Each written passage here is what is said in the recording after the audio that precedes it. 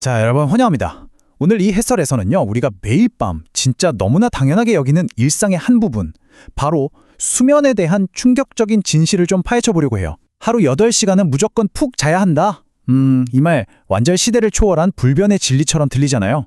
우리의 생물학적 본능이자 건강의 필수 조건이라고 아주 철석같이 믿고 있죠. 근데요, 만약 이 8시간 연속 수면이라는 규칙이 사실은 거대한 역사적 가스라이팅? 그러니까 인위적으로 만들어진 속임수라면 어떨까요? 오늘 이 흥미로운 자료들을 쭉 보면서 도대체 어떻게 우리의 밤이 이렇게 지배당하게 된 건지 그 비밀을 하나씩 풀어보겠습니다. 오케이, 그럼 바로 본론으로 들어가 보죠. 다들 이런 경험 한 번쯤은 꼭 있으실 거예요. 한밤중, 특히 새벽 3시쯤 눈이 확 떠질 때 있잖아요.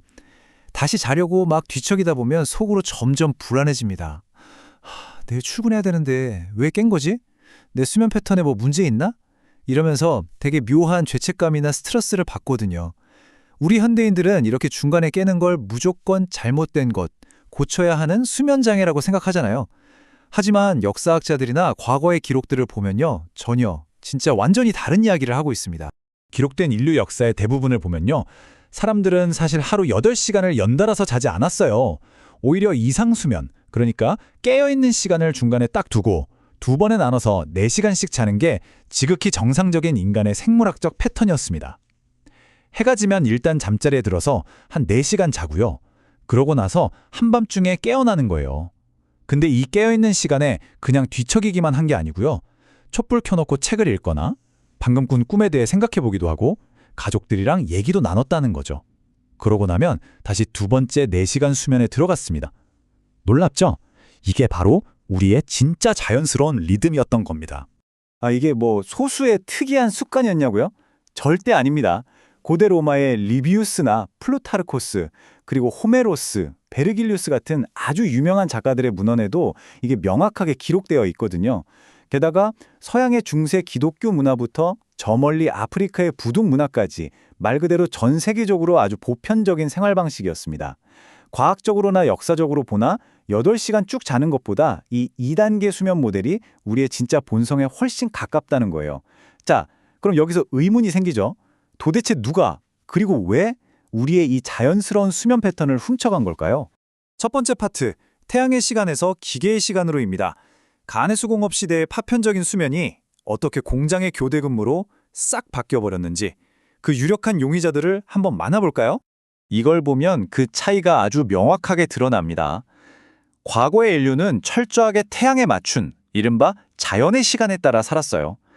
옛날 가내수공업할 때는요, 일하다 피곤하면 좀 자고 깨면 다시 일하는 식으로 파편적인 수면과 노동이 완전 가능했거든요. 해가 뜨고 지는 것, 계절이 바뀌는 게 곧 삶의 리듬이었죠. 근데 산업혁명이 터지면서 우리는 사회의 시간이라는 아주 무서운 세주인을 맞이하게 됩니다. 유연했던 우리의 리듬이 쉴 새 없이 돌아가는 공장 사이렌 소리에 맞춰서 진짜 분, 초 단위로 엄격하게 통제되기 시작한 거죠. 그럼 이른바 밤의 죽음은 어떻게 일어났을까요? 여기 타임라인을 쭉 보시면요. 1700년대 유럽 도시들의 세금으로 운영되는 가로등이 쫙 깔립니다. 이때부터 밤은 더 이상 무섭고 피해야 할 시간이 아니라 사람들이 활동할 수 있는 시간이 된 거죠. 그리고 1787년 드디어 올 것이 옵니다. 공장에 지각하지 않으려고 최초의 기계식 알람 시계가 발명되어 그 이후로 1816년 볼티모어 가스등 보급을 거쳐 1876년에는 아예 이 알람 시계가 대량 생산되기 시작합니다.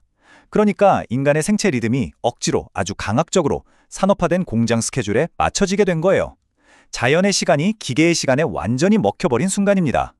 근데 이 억지스러운 기계의 시간을 버텨내려면 사람 몸에도 뭔가 특별한 연료가 필요했겠죠? 네, 맞습니다. 바로 커피와 카페인이었어요. 옛날에는 아침으로 든든하게 맥주 수프 같은 걸 먹던 전통이 있었는데 이게 싹 사라지고 그 자리를 각성제인 커피가 꿰찬 겁니다. 24시간 내내 풀가동되는 공장 속에서 쏟아지는 잠을 어떻게든 쫓아내고 기계처럼 일하기 위해 커피 브레이크에 극도로 의존하게 된 거죠. 우리 몸의 본능적인 수면 리듬이 카페인에 의해 기계적으로 조작되기 시작한 겁니다. 두 번째 파트, 8시간 노동과 효율성입니다. 그럼 도대체 왜 6시간도 10시간도 아닌 하필 8시간이었을까요? 로버트 오원의 슬로건 뒤에 숨겨진 그 진짜 동기를 한번 파헤쳐보죠. 이 숫자 8의 비밀을 풀려면 19세기 초반으로 좀 가봐야 해요. 당시 노동운동가였던 로버트 오원이 8시간 노동, 8시간 재생산, 8시간 휴식 이렇게 외치기 시작했거든요. 이 슬라이드에 보이는 1886년 시카고 헤이마켓 사건처럼 당시 노동자들은 하루 12시간, 심지어 그 이상의 살인적인 노동에 시달리다 못해 진짜 피를 흘려가며 이 8시간을 쟁취해냈습니다. 그러니까 이거 중요해요. 8시간 수면이라는 건요, 무슨 대단한 의학적, 과학적 근거가 있어서 나온 게 아니고요. 철저하고 치열한 노동투쟁과 협상의 결과물로 탄생한 숫자라는 겁니다. 자, 여기서 정말 흥미로운 반전이 하나 등장합니다. 슬라이드를 보시면 자동차의 제왕 헨리 포드가 1914년에 엄청난 결단을 내려요. 노동시간을 파격적으로 8시간으로 확 줄여버리고 심지어 임금은 2배로 뻥튀기 해줍니다. 와, 진짜 통 큰 자선사업과 같죠? 근데 사실 포드의 진짜 속셈은 따로 있었어요. 노동시간을 딱 8시간 단위로 자르면요, 하루 24시간이니까 딱 3교대로 공장을 1초도 안 쉬고 쌩쌩 돌릴 수 있거든요. 게다가 임금이 오르고 여가 시간이 생긴 노동자들은 결국 포드가 만든 자동차를 사주는 어마어마한 소비자가 된 겁니다. 8시간 노동제는 복지가 아니었어요.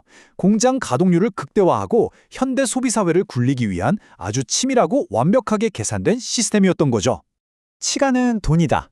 이 유명한 자본주의의 만트라 다들 아시죠? 이 개념 아래서 사람의 하루는 철저히 수학적으로 계산됐습니다. 하루 24시간 중에 8시간을 고강도의 효율적인 노동에 쏟아부었다면 다음날 똑같이 그만큼의 노동력을 다시 뽑아내기 위해서는 정확히 8시간의 이른바 재생산, 즉 휴식이 필요했던 겁니다. 결국 8시간 수면이라는 건 8시간의 노동을 완벽하게 뒷받침하기 위한 부품 유지 보수 시간? 딱 그거였던 셈이에요. 자, 이제 마지막 세 번째 파트, 불면증이라는 현대의 질병입니다. 우리의 자연스러운 수면 본능이 정해진 시간표에 맞지 않는다는 이유로 어떻게 병이 되어버렸는지 그 과정을 한번 보시죠. 시대를 조금만 뒤로 돌려볼까요? 중세 시대까지만 해도 한밤중에 잠에서 깨는 건 진짜 너무 당연하고 심지어 완전 권장되는 행동이었어요.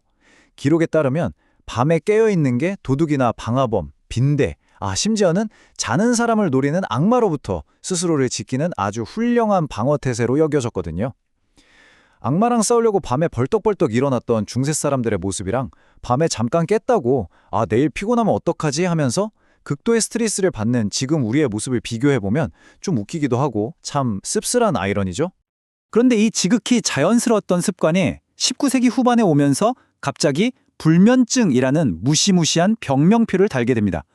공장 중심의 사회가 8시간 동안 제발 한 번도 깨지 말고 푹 자라고 요구하는데 우리 인간의 몸이 원래 안 그렇잖아요. 순응을 못하는 거죠. 그러자 사회는 그 기계적인 시간표를 탓하는 대신 우리 개인의 몸이 고장났다고 탓하기 시작한 거예요. 정해진 시간에 그것도 8시간을 통째로 자야 한다는 이 어마어마한 강박관념이 결국 불면증이라는 현대적 질병을 만들어낸 겁니다. 자본주의라는 거대한 기계의 부품 역할을 제대로 못하면 그걸 병이라고 부르기 시작한 거죠. 이게 바로 오늘 해설의 핵심이자 우리가 당해온 가스라이팅의 끝판왕입니다. 우리가 이 기계의 시간에 얼마나 미친 듯이 의존하게 됐는지 보여주는 아주 황당하고 놀라운 역사적 사실이 하나 있어요. 2차 세계대전 때 물자가 너무 부족해서 온갖 생산이 다 통제되던 시절이었거든요. 근데 미국 정부가 엄청 다급하게 비상용 알람시계 생산 금지 조치를 풀어버립니다.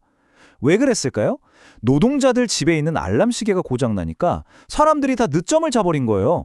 그래서 군수품 만드는 공장 가동이 막 멈추고 전쟁 수행에 엄청난 타격을 입었다는 거죠. 와, 이거 진짜 놀랍지 않나요? 인간의 생물학적 통제권이 완전히 그것도 철저하게 기계한테 넘어갔다는 걸 아주 단적으로 보여주는 사건입니다. 자, 오늘 내용들을 쭉 돌아보면서 이 핵심적인 질문을 여러분 스스로에게 한번 던져보셨으면 좋겠습니다. 과연 우리가 시간을 관리하고 있는 걸까요? 아니면 우리가 만들어낸 보이지 않는 기계의 시간표에 우리가 철저히 관리당하고 있는 걸까요?